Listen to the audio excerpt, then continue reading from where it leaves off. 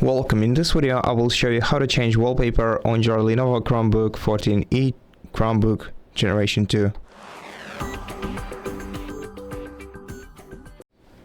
To do that, we just have to right-click on any empty space of the desktop and select Set Wallpaper and Style. Then we're gonna have to go to Wallpaper menu, and here we can choose either one of our images, one of the images from Google Photos, or one of the images presented in the categories.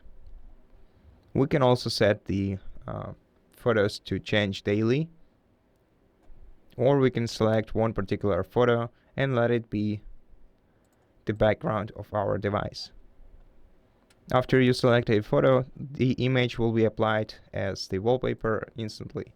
So that's how you do it. Thank you for watching this video. If it helped you, please consider subscribing to our channel, leave us a like in the comment below, and I'll see you in the next one.